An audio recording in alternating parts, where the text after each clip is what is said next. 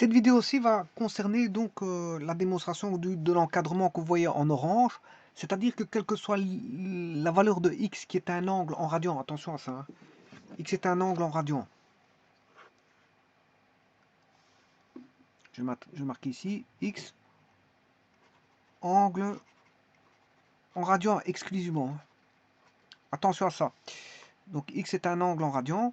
Alors x ici est compris entre 0 et pi, pi demi. Il faut démontrer que ceci, que voilà, le sinus x, enfin que x est compris entre sinus x et tangente x. Et qui va induire, bien sûr, vous aurez compris, qui va induire ceci que je vais démontrer dans une autre vidéo, qui va induire la partie limite de sinus x sur x égale 1. Mais cette vidéo-ci n'aura pas pour but de démontrer que la limite quand x tend vers 0 de sinus x sur x égale 1, parce que je vais faire en deux parties, je vais démontrer en deux parties. Et la seconde partie, bien sûr, limite de x quand x tend vers 0 de sinus x sur x égale 1, proviendra de, voilà, de l'inégalité que vous avez au-dessus. Sinus x est plus petit que x et plus petit que tangente x. Alors, en quoi consiste cette voilà, démonstration?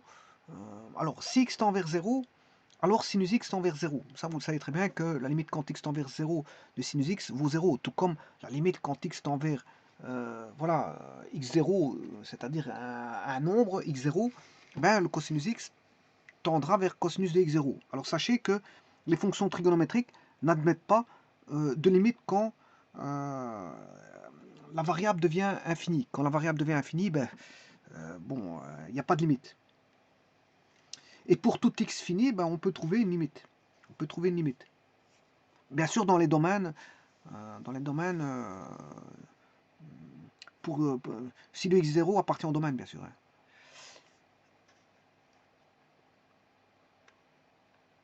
Donc, la limite quand x tend vers 0 de sinus x, c'est très simple, c'est 0, hein, au voisinage de 0, sinus x vaut 0.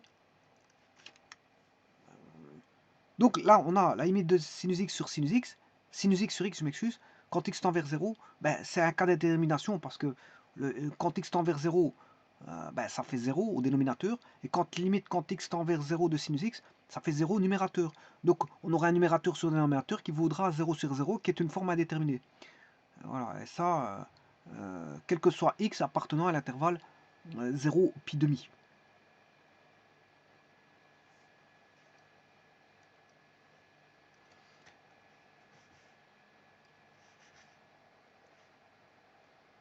Alors le tout, qu'est-ce qu'il faut faire? Le tout, c'est d'aller chercher deux fonctions qui vont encadrer, si vous voulez, le g. Et bien sûr, quand on va rechercher les limites, euh, les limites, euh,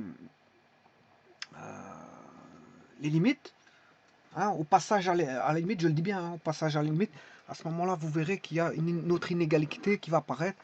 Et voilà, au passage aux limites, ben, on aura, voilà, attention que le passage à la limite, c'est pas ça au-dessus, hein. Ça, ce n'est que les fonctions. Voilà, le passage à la limite, c'est ceci. Là, au passage à la limite, vous allez voir que l'inégalité va changer de sens, mais pas dans cette démonstration-ci, parce que cette démonstration-ci va permettre uniquement de démontrer voilà, l'inégalité voilà, que je vous ai mis au départ, que le x est compris entre sinus x et tangente x. Donc ça va rester strictement plus petit. Strictement plus petit. Il n'y aura pas plus petit ou égal. Ça, c'est quand je passerai à la limite, mais le but ici, c'est pas de démontrer sinus x sur x, je vous l'ai dit, puisque c'est de démontrer uniquement la partie en vert, et pas la démonstration ici n'aura lieu que sur sinus x plus petit que x plus petit que tangente x. Voilà, donc là, je ne vais pas démontrer que limite de sinus x sur x vaudra 1, et ça, je le ferai dans une autre vidéo. Mais j'attacherai cette vidéo-ci à l'autre vidéo pour bien les relier ensemble. Comme ça, vous pouvez retrouver l'une par rapport à l'autre.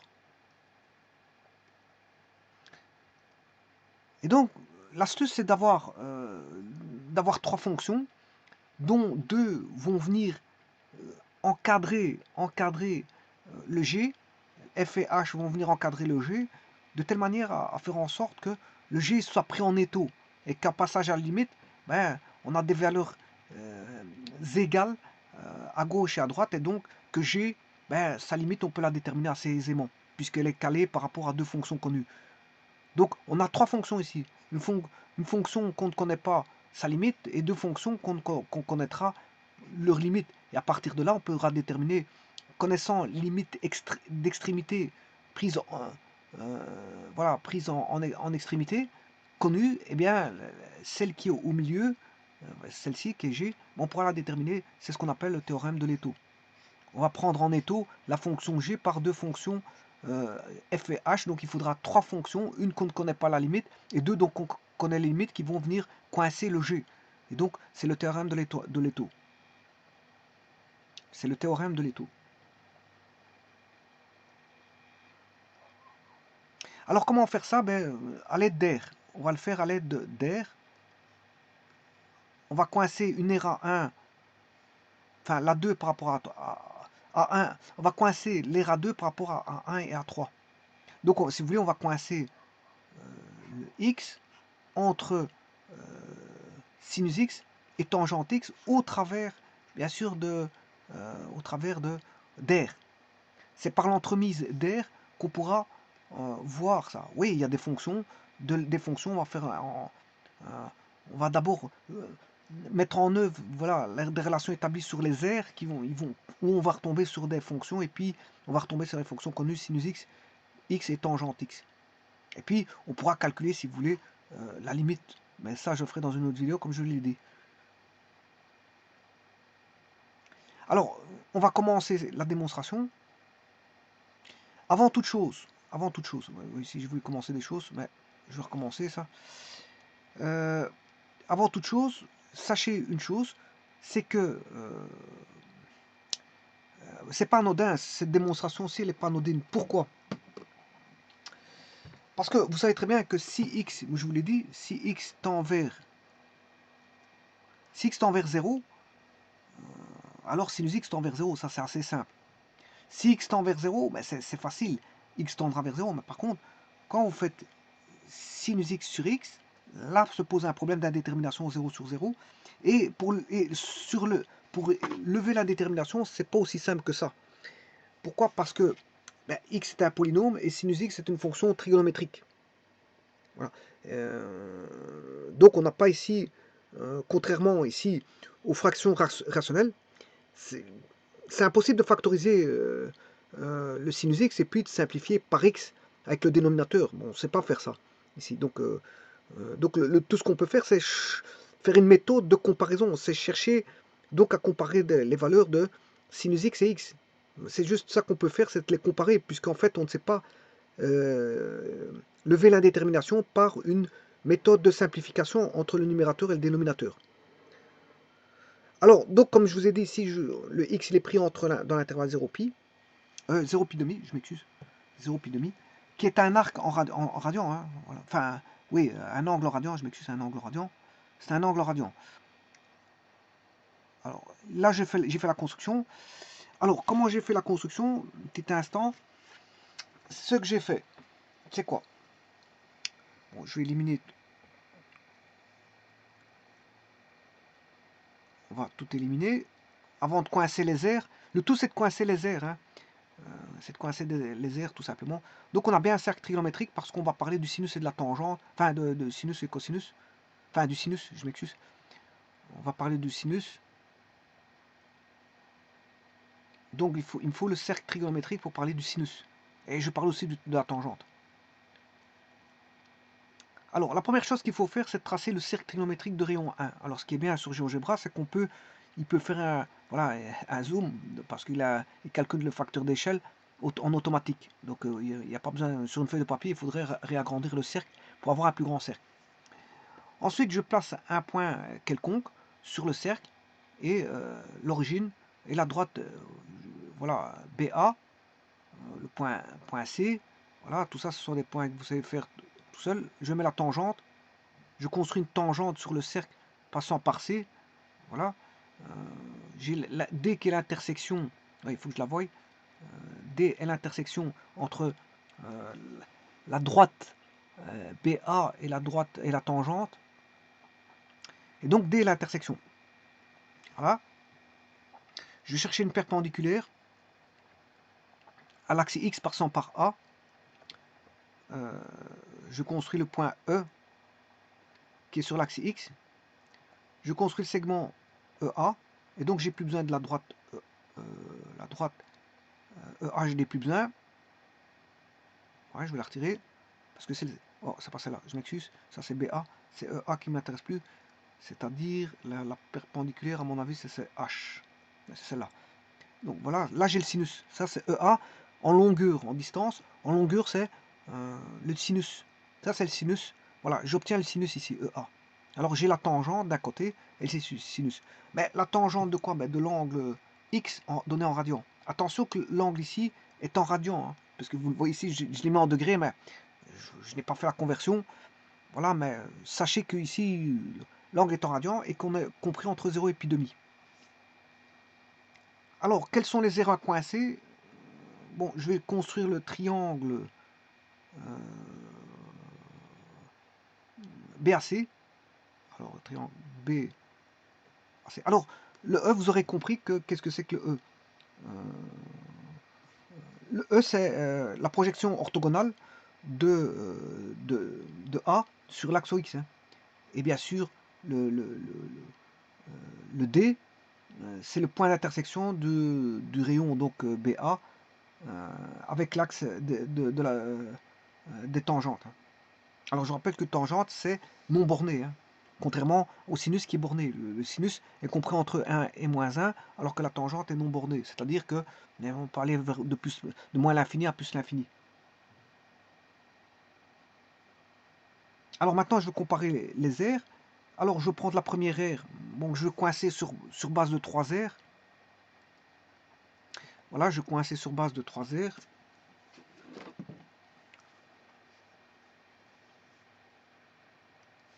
Alors, la première aire ici, ce sera un triangle. Celui-ci, ce sera un secteur circulaire. Et celui-ci, de nouveau, un triangle. Alors là, vous aurez compris que c'est le sinus. Je devrais prendre, je devrais pouvoir retrouver le sinus. Alors, du triangle que je vais prendre, c'est 1 demi. Alors, c'est BAC.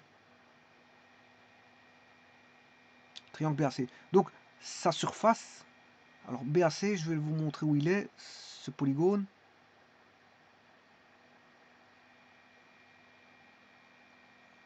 Voilà, c'est le polygone ici. C'est ce polygone-là. Donc l'aire de ça sera toujours plus petit que le secteur circulaire. Voilà, BCA. Alors je vais mettre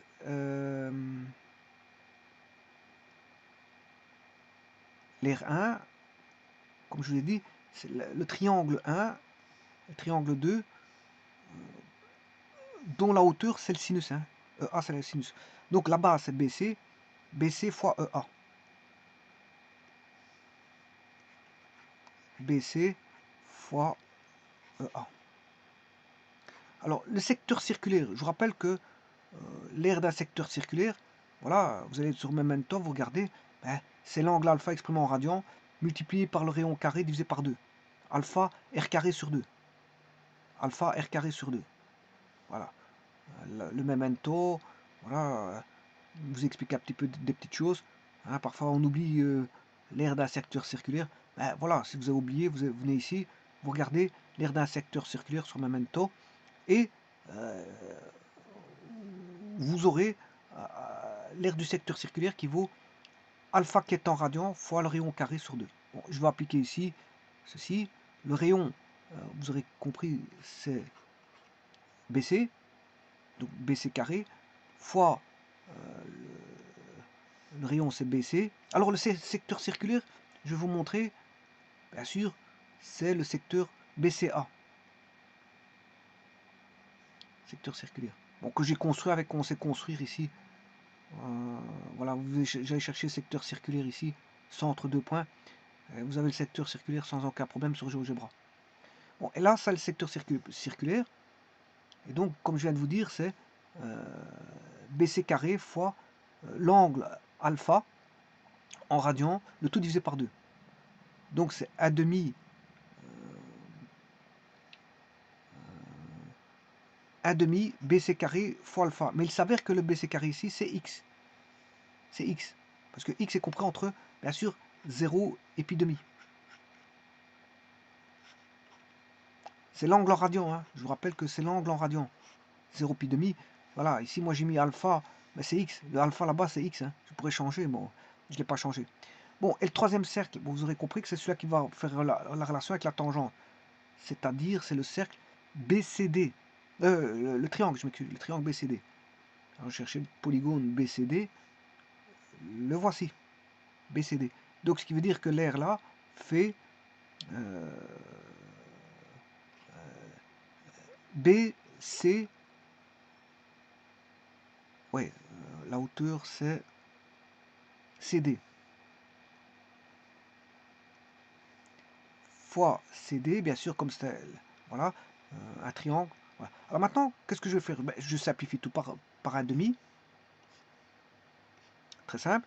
Et en plus de ça, ben, on a à faire un cercle circulaire, un cercle trigonométrique de rayon 1, puisque c'est un cercle trigonométrique, il est de rayon 1, ce qui veut dire que BC vaut 1.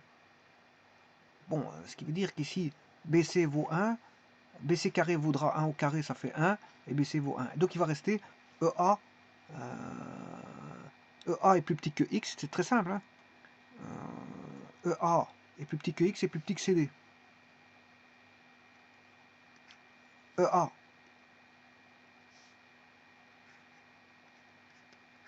est plus petit que X. Je vous rappelle que X appartient à l'intervalle 0 pi demi.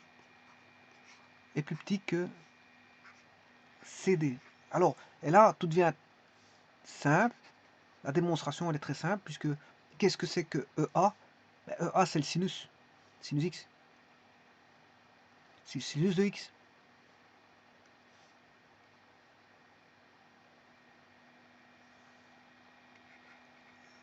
Sinus X. Alors là, on a X et CD, ben, c'est la tangente. Vous aurez compris que CD, c'est la tangente de X.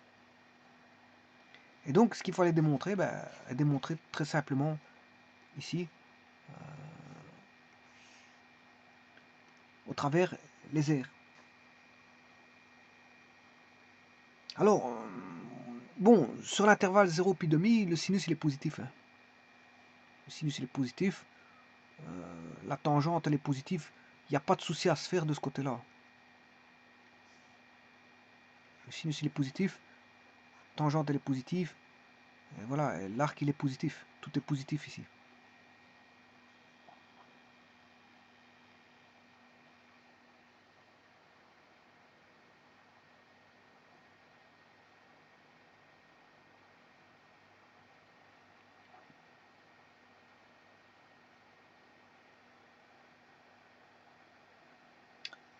Voilà, et ça c'est quel que soit x appartenant à l'intervalle 0 pi demi. Et grâce à ça, ben, je pouvais faire la démonstration de sinus x sur x. Donc vous avez bien vu qu'il a fallu trois fonctions. Là j'ai besoin de trois fonctions. Hein. La fonction x, tangente et la fonction sinus x. Donc j'ai besoin de trois fonctions. Et donc une fonction est prise en étau sur les deux autres pour pouvoir trouver sinus x sur x. Et après, bon, vous allez voir comment je vais pouvoir faire pour sinus x sur x. Bien sûr, pour en rechercher la limite. Bien sûr, au voisinage d'un point. Hein. Je vous remercie.